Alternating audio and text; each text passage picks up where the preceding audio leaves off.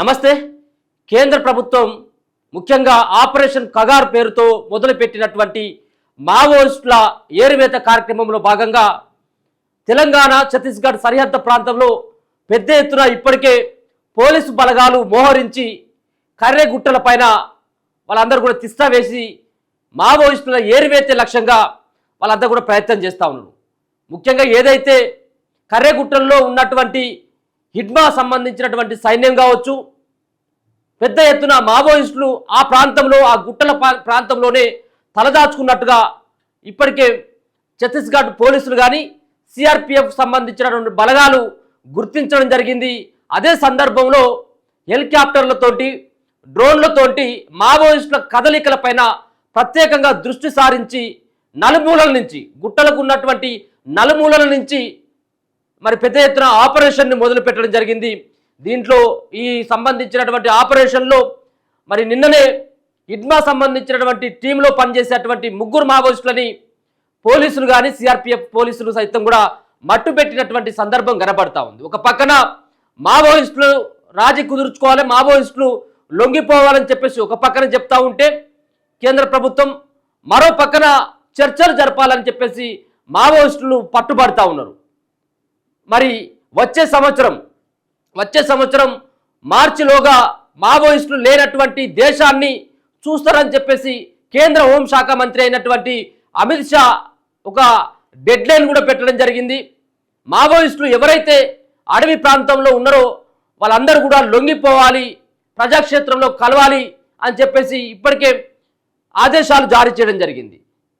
అందుకోసం అని చెప్పేసి ప్రతిసారి ఎదురు కాల్పులలో పెద్ద ఎత్తున అడవి ప్రాంతాలలో జల్లెడ పడతా ఉంది సిఆర్పిఎఫ్ బలగాలు కావచ్చు, కేంద్ర బలగాలు సైతం. మావోయిస్టులు ఎక్కడికక్కడ కూడా మట్టు పెట్టడమే లక్ష్యంగా ఆ పోలీసు బలగాలంతా పనిచేస్తూ ఉన్నాయి. వాళ్ళ యొక్క కదలికల పట్ల ఎప్పటికప్పుడు దృష్టి సారిస్తూ ఉన్నారు. వాళ్ళు ఎక్కడ దాచుకున్నా మావోయిస్టుల సానుభూతి పరులు ఉన్నప్పుడు కూడా ఎవరిని కూడా వదిలిపెట్టట్లేదు. కొంతమంది మావోయిస్టులకు సంబంధించిన కొంతమంది సానుభూతి పరులు సైతం ఇప్పటికే ప్రజా సంఘాలు సైతం కూడా వీటిపైన డిమాండ్ చేస్తూ ఉన్నాయి. మావోయిస్టులను చంపొద్దు, ఏదైతే మారుమూల ప్రాంతాలు, మారుమూల తాండాలు, మారుమూల గూడాల్లో ఉన్నటువంటి కొంతమంది అమాయకమైనటువంటి ప్రజలను సైతం కూడా మావోయిస్టులుగా భావించి మరి కేంద్ర ప్రభుత్వం యొక్క ఆదేశాల మేరకు వాళ్ళందరినీ కూడా మట్టు పెట్టడం జరుగుతుంది. ఇప్పటికైనా కేంద్ర ప్రభుత్వం వెనక్కి తగ్గండి, మావోయిస్టులతో చర్చలు జరపండి అని చెప్పేసి ప్రజా సంఘాలు సైతం డిమాండ్ చేస్తూ ఉన్నాయి. అయినప్పటికీ వాళ్ళ పంతాను నెగ్గించుకునేందుకు మావోయిస్టులతో చర్చలు జరిపేది లేదు, లొంగిపోవాలని చెప్పేసి హుకుం జారీ చేస్తూ ఉన్నారు. ఒకసారి మాట్లాడదాం దీనిపైనే. మరి వాళ్ళు ప్రజా సంఘాలకు సంబంధించినటువంటి వ్యక్తులు సైతం కూడా ప్రధానంగా మావోయిస్టులు వాళ్ళతో చర్చలు జరపాలని చెప్పేసి డిమాండ్ చేస్తున్నటువంటి దశలో గాదా ఇన్నయ్య గారు సైతం కూడా ప్రభుత్వాన్ని వేడుకుంటా ఉన్నాడు, ప్రభుత్వానికి విజ్ఞప్తి కూడా చేస్తూ ఉన్నాడు. ఖచ్చితంగా కూడా మీరు ఏవైతే కాల్పులు ఉన్నాయో, అడవులలో జరిగేటువంటి మావోయిస్టుల కాల్పులు ఉన్నాయో ఖచ్చితంగా వాళ్ళు వెనక్కి రావాలి. మావోయిస్టులు చర్చలు జరిపినట్లయితే ఉంటే కొంత ఇబ్బందిగా ఉండదు. మావోయిస్టులను ఏరువేతల వల్ల మావోయిస్టులను చంపడమే లక్ష్యంగా కేంద్ర ప్రభుత్వ బలగాలు పనిచేస్తూ ఉన్నాయి.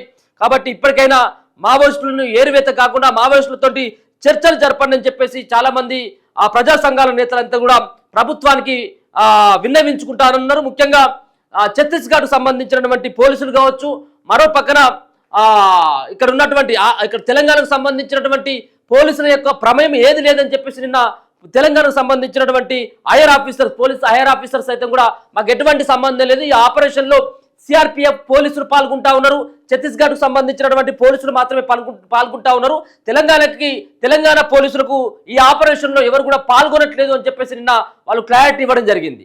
హిడ్మా అనేటువంటి వ్యక్తి ఏదైతే చాలా సంబంధించినటువంటి ఆపరేషన్లలో, చాలా పేలులలో కానీ చాలా మంది పోలీసులు చనిపోయినటువంటి దశలో ఈ యొక్క హిడ్మా అనేటువంటి వ్యక్తి ఆయన ప్లాన్ తోటే చాలా మంది పోలీసులు కూడా ప్రాణాలను కోల్పోవడం జరిగింది. హిడ్మాని మనం మట్టు పెట్టినట్టయితుంటే మావోయిస్టులకి ఇక పులి స్టాప్ పెట్టొచ్చు. మావోయిస్టులకి పెద్ద దిక్కుగా ఉన్నటువంటి హిడ్మా ఖచ్చితంగా కర్రెగుట్టల్లోనే దాగి ఉంటాడు అని చెప్పేసి ఒక పకడ్బందీ అయినటువంటి ఒక పక్కా సమాచారం మేరకే వాళ్ళు అంతా కూడా మరి కర్రెగుట్టని జల్లెడ పడుతూ ఉన్నారు. ఎక్కడికక్కడ వాళ్ళంతా కూడా డ్రోన్లతోటి ఆ మావోయిస్టుల కదలికల పైన దృష్టి సారిస్తూ ఉన్నారు. ఇప్పటికే మావోయిస్టులు ఉండేటువంటి ప్రాంతమైనటువంటి కర్రెగుట్టల వైపు రావద్దు అని చెప్పేసి కూడా ఇప్పటికే పోలీసులు సైతం కూడా ఆయా సంబంధించినటువంటి చుట్టుపక్కల ఉన్నటువంటి చిన్న చిన్న గూడాలకి చిన్న చిన్న గ్రామాలకు సైతం అలర్ట్ జారీ చేయడం జరిగింది. ఎట్టి పరిస్థితుల్లో కర్రెగుట్టపైకి రావద్దు, అక్కడ ఎదురు కాల్పులు అయ్యేటువంటి అవకాశం ఉంటుంది. రెండో పక్కన మావోయిస్టులు అక్కడ బాంబులు పెట్టేటువంటి అవకాశం ఉంది కాబట్టి మీరు ఎట్టి పరిస్థితులు రావద్దని చెప్పేసి అక్కడ ఉన్నటువంటి ప్రజలను సైతం అప్రమత్తం చేయడం జరిగింది. ఒకసారి ఆ సంబంధించినటువంటి వార్తను చూస్తే కర్రెగుట్టలపై బేస్ క్యాంపును కూడా ఏర్పాటు చేయబోతున్నట్టుగా స్పష్టంగా అర్థమవుతా ఉన్నది. అక్కడ బేస్ క్యాంపును ఏర్పాటు చేసుకొని ఆ గుట్టల్ని స్వాధీనం చేసుకుని ఆ గుట్టల పైన మరి పకడ్బందీగా క్యాంపునే ఏర్పాటు చేసి మొత్తం మావోయిస్టులు లేరు అని చెప్పేసి నిర్ధారించుకున్న తర్వాతనే వాళ్ళు బయటకు వచ్చేటువంటి అవకాశం అయితే కనబడతా ఉన్నది. అంటే ఆపరేషన్ కర్రెగుట్ట అని చెప్పేసి చెప్పుకోవచ్చుగా. కర్రెగుట్టల్లో మొత్తం ఎక్కడ ఉన్నప్పటికీ కూడా ఎక్కడ నక్కినప్పటికీ ఎక్కడ దాక్కున్నప్పటికీ ప్రాణాలను కాపాడుకోవడం కోసం వాళ్ళు ప్రయత్నం చేస్తూ ఉంటే ఖచ్చితంగా వాళ్ళ ప్రాణాలను తీయడమే లక్ష్యంగా వాళ్ళు మావోయిస్టుల యొక్క కదలికలపైన దృష్టి సారించి వాళ్ళని మట్టు పెట్టడమే లక్ష్యంగా కేంద్ర బలగాలైతే వాళ్ళైతే జల్లెడ పడతా ఉన్నారు. కర్రెగుట్టల పైన కూడా బలగాలు కుమ్మింగ్ కూడా నిర్వహిస్తూ ఉన్నారు.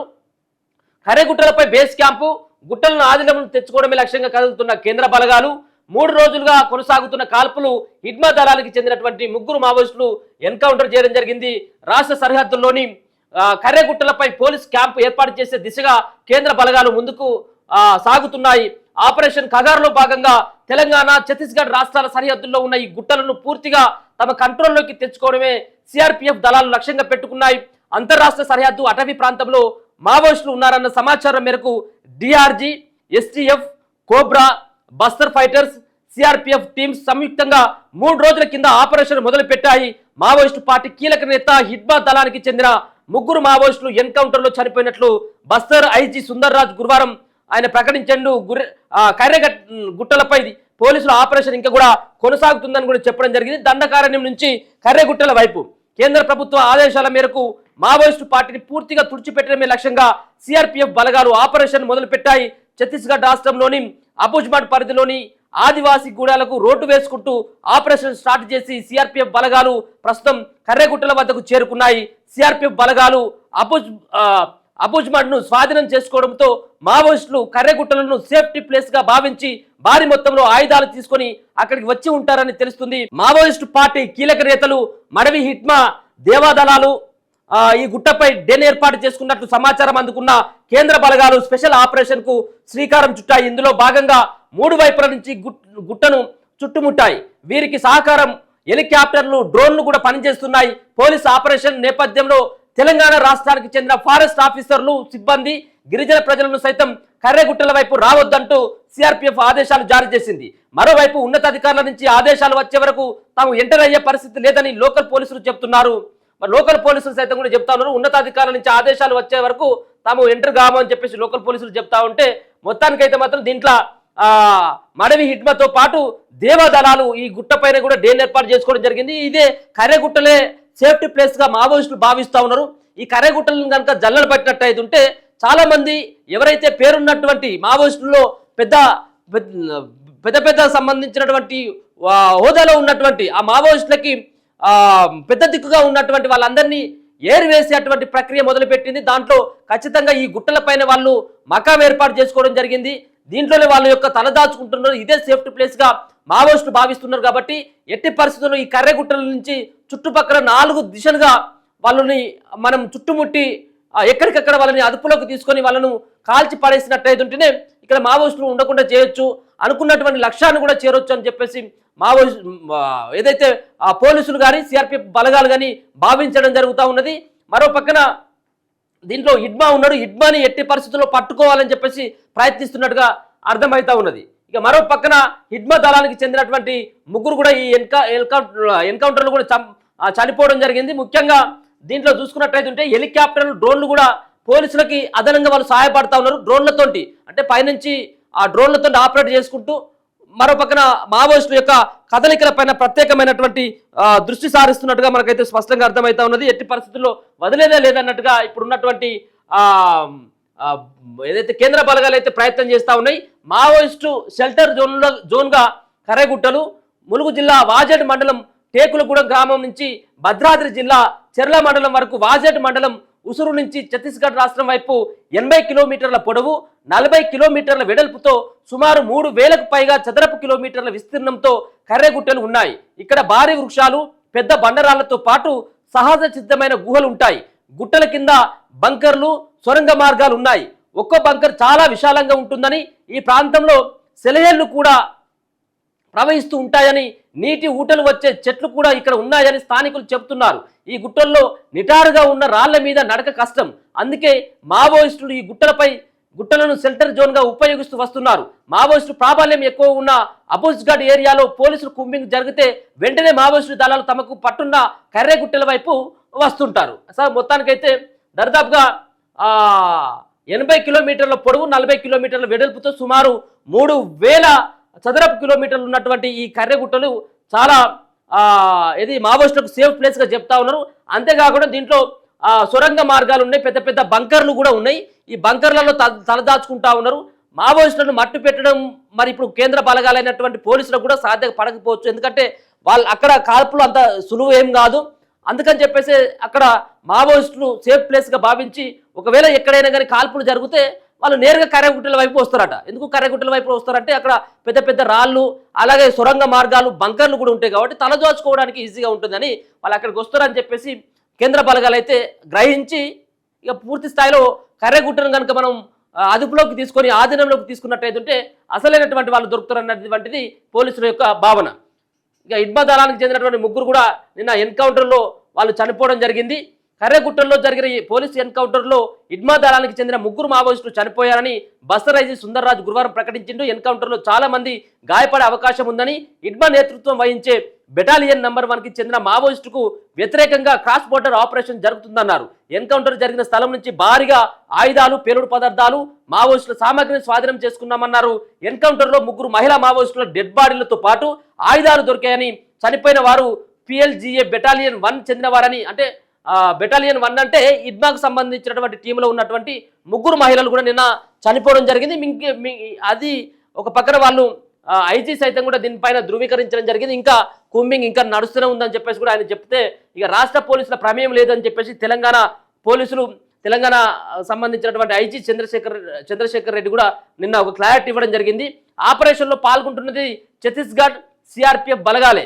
మల్టీజోన్ 1 ఐజీ చంద్రశేఖర్ రెడ్డి 14 మంది మావోయిస్టులు లొంగుబాటు. కర్రెగుట్ట కేంద్రంగా 3 రోజులుగా సాగుతున్న ఆపరేషన్లో రాష్ట్ర పోలీసుల ప్రమేయం లేదని మల్టీజోన్ 1 ఐజీఎస్ చంద్రశేఖర్ రెడ్డి తెలిపారు. ఛత్తీస్గఢ్ పోలీసులు, సిఆర్పిఎఫ్ బలగాలు మాత్రమే ఆపరేషన్లో పాల్గొంటున్నాయని చెప్పారు. గురువారం వరంగల్ కమిషనరేట్లో ఐజీ చంద్రశేఖర్ రెడ్డితో పాటు వరంగల్ సిపి వీళ్ళందరూ కూడా పాల్గొని ఎవరు కూడా తెలంగాణకు సంబంధించినటువంటి వాళ్ళు ఎవరు కూడా పోలీసులు కూడా పాల్గొనట్లేదని చెప్పేసి చెప్పుకుంటూనే మరో పక్కన నిన్న కొత్తగూడెం ఎస్పీ రోహిత్ రాజ్ సమక్షంలో 14 మంది మావోయిస్టులు కూడా నిన్న లొంగిపోయిళ్ళు. అందులో 2 ఏరియా కమిటీ సభ్యులు కాగా మరో 7 పార్టీ సభ్యులు, ఒక మిలిషియా కమాండర్, 4 మిలిషియా సభ్యులు ఉన్నారు. ఈ సందర్భంగా వీళ్ళు మాట్లాడుతూ లొంగిపోయిన వారిలో ఒకరు తెలంగాణకు చెందిన వారు కాగా మిగతా 13 మంది ఛత్తీస్గఢ్కు చెందిన వారు ఉన్నారు. లొంగిపోయిన వారిలో మడవి అంద, సోడికోసి మరకం హిడిమే, జడకం జోగి, పోడియం భూమిక, సోడి బుద్రి, ఇక మిగతా సంబంధించినటువంటి వాళ్ళందరూ కూడా నిన్న లొంగిపోయినట్టుగా తెలుస్తా ఉంది. ఇప్పటి వరకు మొత్తం 253 మంది మావోయిస్టులు లొంగిపోయినట్టుగా ఐజీ కూడా నిన్న వెల్లడించడం జరిగింది. చూడాలి మరి ఇది ఒక పక్కన మావోయిస్టుల ఏరువేతే లక్ష్యంగా పూర్తి స్థాయిలో కేంద్ర బలగాలు అయితే పనిచేస్తూ ఉన్నాయి.